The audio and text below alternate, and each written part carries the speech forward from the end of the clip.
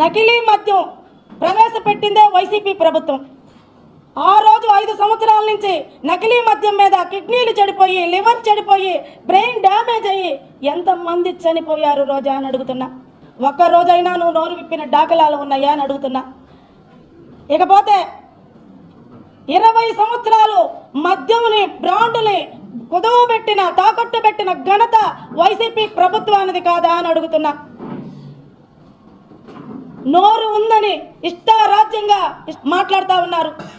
ముందు నీ దగ్గరికి వస్తున్నా. గతంలో తెలుగుదేశం ప్రభుత్వం ఉన్నప్పుడు చీర పైకి ఎగ్గొట్టి మద్యాన్ని నిషేధించాలని ధర్నాలు చేసిన నువ్వు వైసీపీ ప్రభుత్వం అధికారంలోకి రాగానే ఏం చేసేవు అని అడుగుతున్నా. ఎంతమంది పుస్తే తాళ్ళు తెగిపోతే చూస్తున్నావు అని అడుగుతున్నా. ఆ రోజు నెల్లూరు నియోజకవర్గంలోకే చెప్తున్నా, కావలి నుంచి మాజీ ఎమ్మెల్యే, సర్వేపల్లి నియోజకవర్గం నుంచి మాజీ ఎమ్మెల్యే ఆ రోజు నకిలీ మద్యం తయారు చేస్తుంటే ఆ రోజు కేసులు ఫైల్ చేస్తే పారిపోయిన దాఖలాలు ఉన్నాయి. కనీసం అరెస్ట్ లేదు, మీరు కేసు రిజిస్టర్ చేయలేదు. కానీ ఈ రోజు తెలుగుదేశం పార్టీ వచ్చాక మా పోలీసు శాఖ వారు, ఎక్సైజ్ శాఖ వారు నకిలీ మద్యాన్ని పట్టుకొని వెంటనే వాళ్ళు తెలుగుదేశం పార్టీ వారైనా ఏ పార్టీ వారైనా సస్పెండ్ చేయటం జరిగింది. గంజాయి వనంలో కలుపు మొక్కల్లాగా వైసీపీ ప్రభుత్వం నుంచి కలుపు మొక్కలు కొన్ని చేరాయి.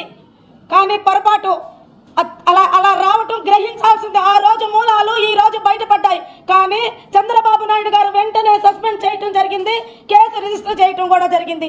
దొంగల పడ్డ 6 నెలలకి కుక్కలు మురిగినట్టు ఈ రోజు మా వాళ్ళు సస్పెండ్ చేసి కేసు రిజిస్టర్ చేశాక ఈ రోజు తగుదనమ్మా అని వచ్చి ప్రవేశపెట్టేదానికి వచ్చింది నువ్వు కాదా మొదట అని అడుగుతున్నా. నేను ఏమడుగుతున్నావు? నువ్వు చీప్ ట్రిక్స్ అంటున్నావు, చీటింగ్ వాళ్ళు అంటున్నావు, బందిపోట్లు అంటున్నావు, బేవర్స్ అంటున్నావు.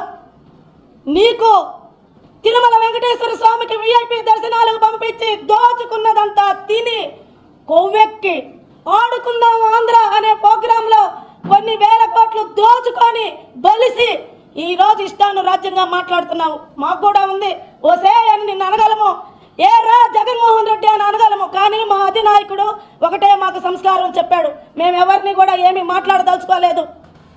మేమంటున్నాం, మీరు ఇక్కడ మాట్లాడుతుంటే మేము దులిపేసుకొని వెళ్ళిపోతున్నాము అంటున్నారు కొంతమంది. మేము దులిపేసుకొని వెళ్ళటంలో నిమ్మకి నీరెత్తినట్టు ఉండట్లేదు. మేము అభివృద్ధి పదంలో దూసుకెళ్తున్నాము. మా అధినాయకుడు వాళ్ళు అయితే నీచంగా ప్రవర్తించి వెధవ మాట్లాడి ప్రజలతో చీత్కారం చేయించుకున్నారు. మనకు అది వద్దు, మనం అభివృద్ధి పదంలో పోదామని చెప్పని సూపర్ 6ని సూపర్ హిట్ చేసిన ఘనత చంద్రబాబు నాయుడు గారిది.